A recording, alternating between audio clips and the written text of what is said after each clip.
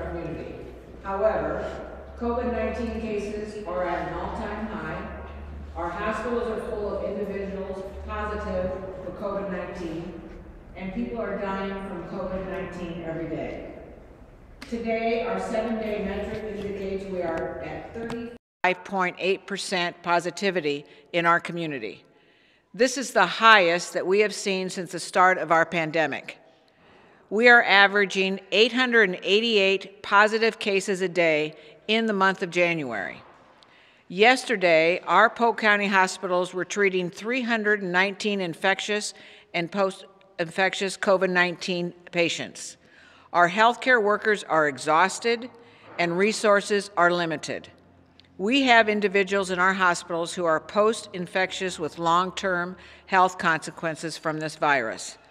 Those individuals may be in the hospital receiving care for weeks, even months.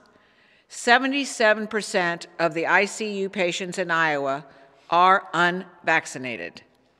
That unvaccinated individual is taking away from your parent, your brother, your sister, aunt, or friend who may have suffered from a heart attack or another life-threatening health concern and needs medical care. The severity of COVID-19 cases and staffing constraints are challenging in our hospital's ability to provide optimal care for our community. In Polk County, we have surpassed over 900 deaths. 900 deaths. Let me say that again. Dr. Akers, our medical examiner, will discuss the trends of more individuals dying at home from COVID-19 and the declining average age of our descendants. Polk County schools are in the worst shape we have ever seen throughout the COVID-19 pandemic. The vaccination rate in 5 to 9-year-olds in Polk County is less than 30%. The vaccination rate in 10 to 19-year-olds in Polk County is less than 16%, 60%. Many of our county schools are over 10% in absences, and community transmission shows no signs of slowing down. The positivity rate continues to surge over 30%. Polk County has the highest number of pediatric cases and hospitalizations to date. That's why we have brought Dr. Waddle from Plank Children's Hospital, who will share more insight into what we are actually seeing. Please. Oh, you're going to speak first. Okay. Never mind. Dr. Josh Akers is going to speak first. Go for it. Thank you, Supervisor Connolly. Good afternoon. The Office of the Polk County Medical Examiner has been keeping track of COVID-19 deaths since early April of 2020 and have continued to do so throughout the entire pandemic.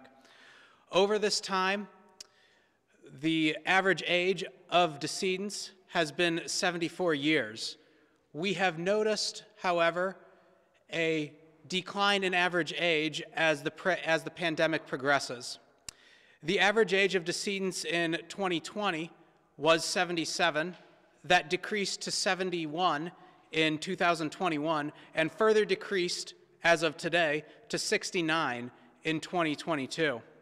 Furthermore, 10% of the total number of people who lost their lives to COVID-19 in 2020 were under the age of 60 years. The percentage of decedents under the age of 60 increased to 21% in 2021, and already in January of this year, we have seen 24% of our COVID deaths under the age of 60. The vast majority of these deaths are either unvaccinated or have not received a booster dose. The number of patients who are dying of COVID-19 in their homes is also rapidly increasing. Over half of all deaths occurring in homes have occurred in the past 6 months. If someone in your household is sick with COVID-19 or has other COVID-19 symptoms such as cough, shortness of breath, loss of taste and smell, please seek appropriate medical care and be tested. Finally, in young people, those in their early 40s and younger, we are noting that obesity is almost universally present in their past medical history when they die of COVID. According to the CDC, Obesity may triple the rate of hospitalization and greatly increases your risk of both severe disease and death. In summary, this disease affects a wide range of individuals, from our young adult to our elderly population. Chronic medical conditions such as obesity, hypertension, diabetes, and cancer have been shown to increase the likelihood of severe disease. Please do your part to stop the spread of this virus and to help save lives. Get vaccinated and wear a mask. Thank you. And to continue, we have Dr. Waddell to talk about the current state of patients in our hospitals. He is a pediatric infectious disease physician with Blank Children's Hospital.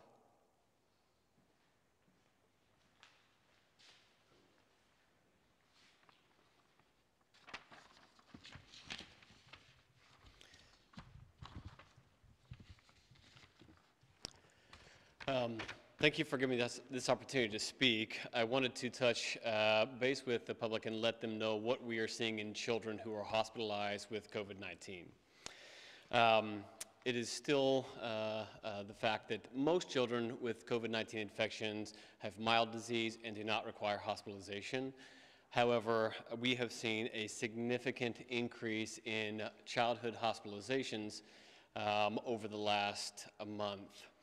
So we have had, from October to now January, we have had over 300% increase in childhood hospitalizations at Blank Children's Hospital, and we fully anticipate it will be over 400% increase after the end of January.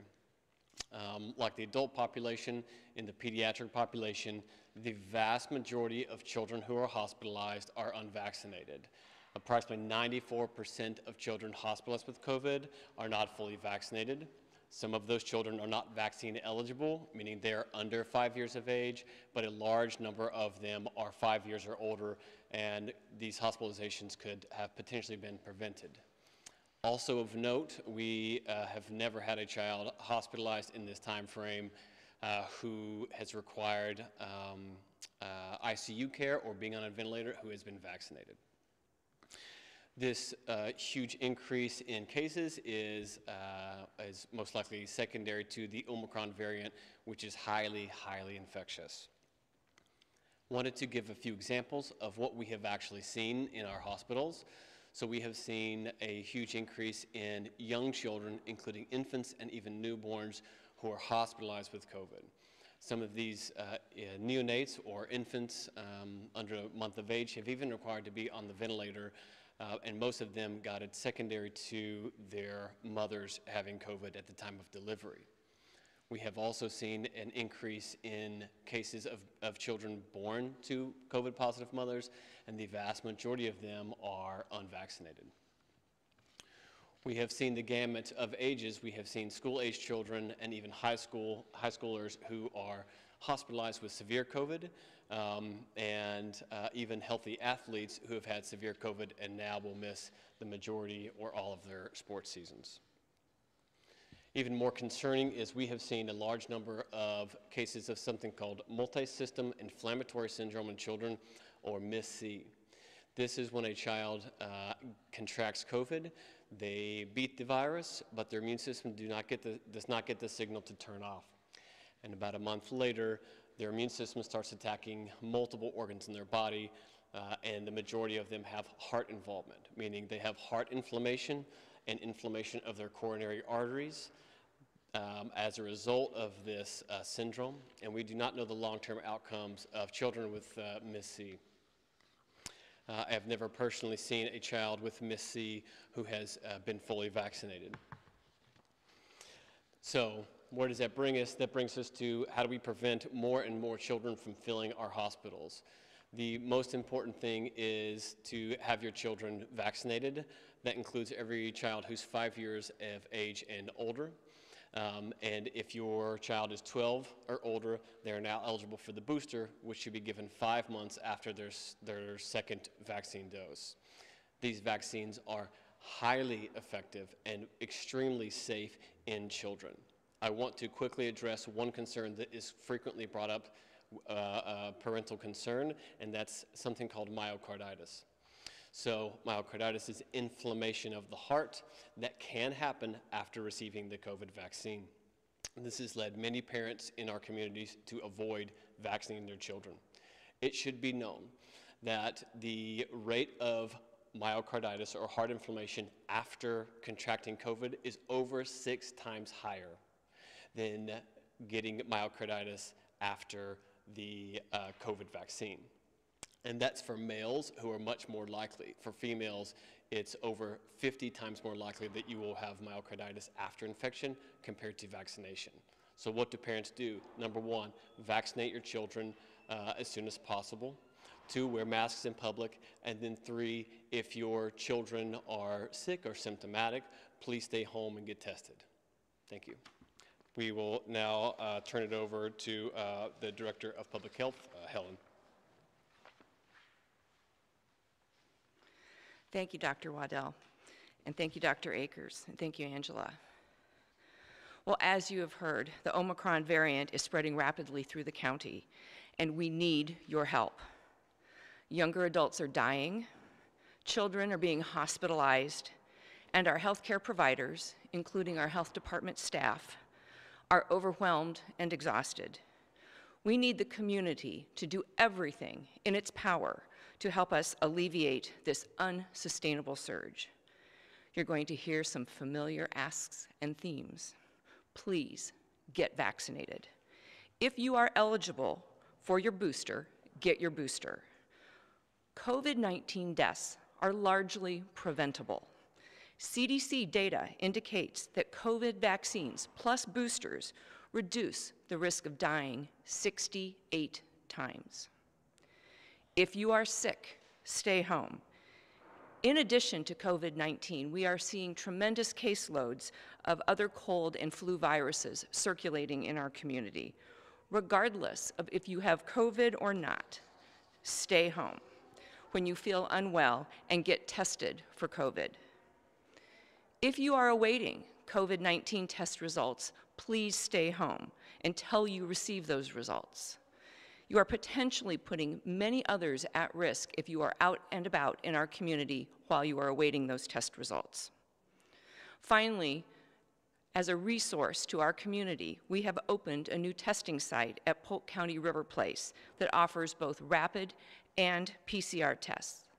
If you are asymptomatic, exposed, or need a test for an event or to return to work, please do not utilize the medical clinics, but please do utilize our River Place testing site, pharmacies, and other locations.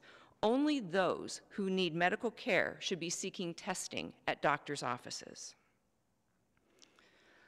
The only way that we can end this pandemic is with your help. We are appealing to you. We need you to take care of yourself, your family, your friends, the healthcare workers, and our community. We must do this together. It's the only way we will succeed. We must do this together for each other. Thank you.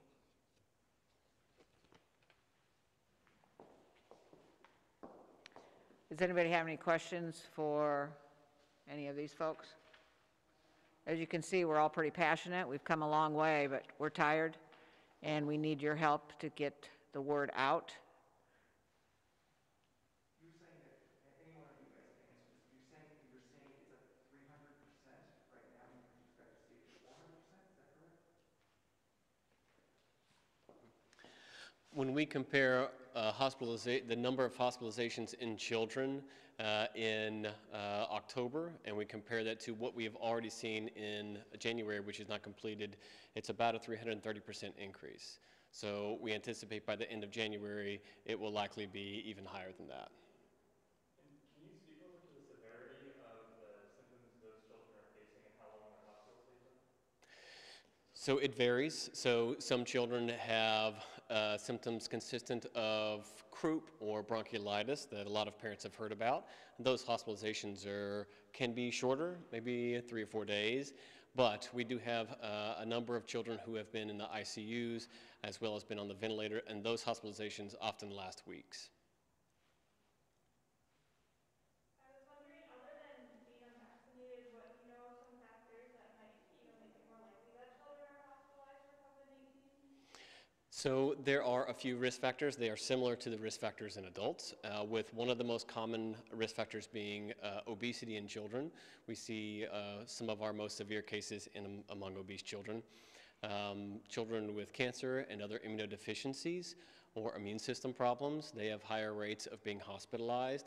And then very young children, such as newborns or infants under the age of 1 year, they have higher risk of being hospitalized. And beyond hospitalizations, what kind of symptoms of so-called long COVID are children facing? Long COVID is a very hard thing to watch. So we have had several teenagers in our communities in central Iowa who have had long haul COVID. And basically it's when an adolescent or adult gets a COVID infection, but then even after the virus clears, the symptoms they have on a daily basis are debilitating headache, debilitating fatigue, often debilitating shortness of breath with walking upstairs, frequent and constant dizziness. And this is hard to watch because it lasts for months and some over a year, and it's like a year of their high school life has been stolen from them.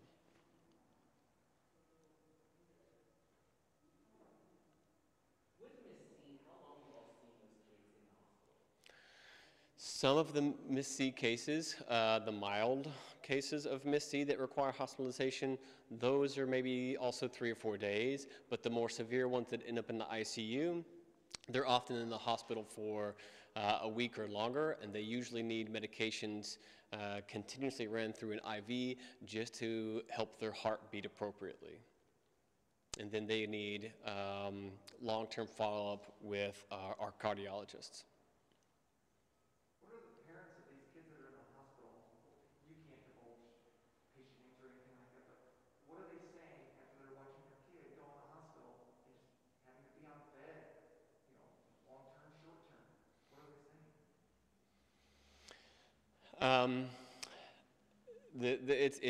The families of children who have hospitalized children, they are taking it one day at a time. These parents are doing the best that they can, and we have the benefit of walking along with them. Some families have gone on to vaccinate their other family members.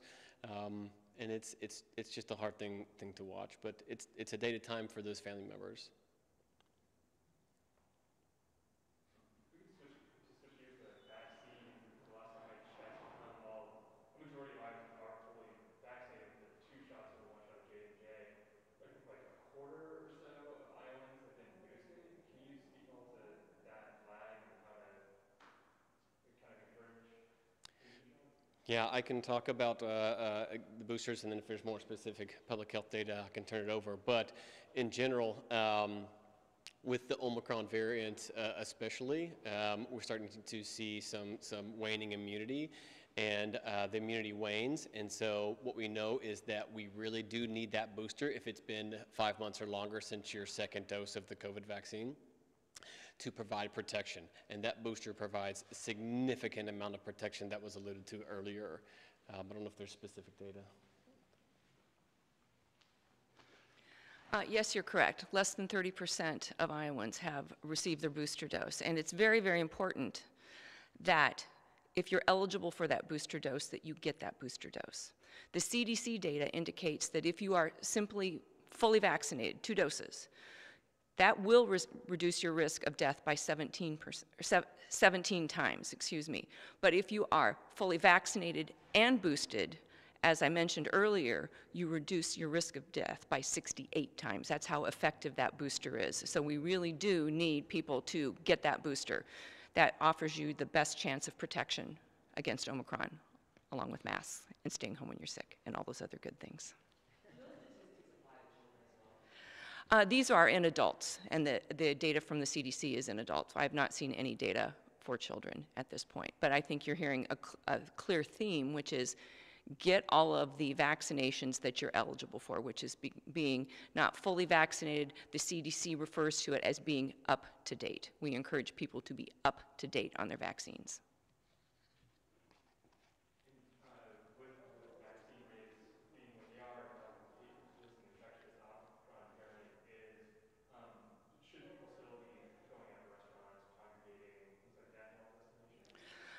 It's layered mitigation is what works. And so I think everyone has to evaluate the level of risk that they're willing to assume. So it depends upon, are you going to be seeing an elderly loved one? You may not want to go out to that restaurant. That could be higher risk than doing carry-out. You need to be vaccinated, you need to wear your mask, you need to stay home when you're sick, you need to be tested maybe before you gather with vulnerable people. All of those things are how we navigate COVID now and moving forward. Our behaviors have to change. Other questions? Could I put a special note out to pregnant women? Is that okay? Yeah. Oh, yes, please. The more information, the better. Oops. I wanted to make a quick note on women who are pregnant and have hesitancies about becoming vaccinated. What I've heard from numerous women is that there is a concern that getting a COVID vaccine during pregnancy will increase the chances of a spontaneous abortion or potentially increase the chances of a preterm delivery. Studying tens and tens of thousands of pregnant women, those statements are completely false. So what we know is that getting the COVID vaccine does not increase a woman's chance of having a spontaneous abortion. It does not increase a woman's chance of having a preterm delivery. In fact, the opposite is true. If a woman is pregnant and becomes infected with COVID, they are more likely to be hospitalized than a non-pregnant woman, more likely to go in the ICU, more likely to go on a ventilator, and more likely to die. And finally, they are more likely to have a child born prematurely. So these vaccines are very safe in pregnant women, and that is why the American College of Obstetricians and Gynecologists recommends COVID vaccine for all pregnant women.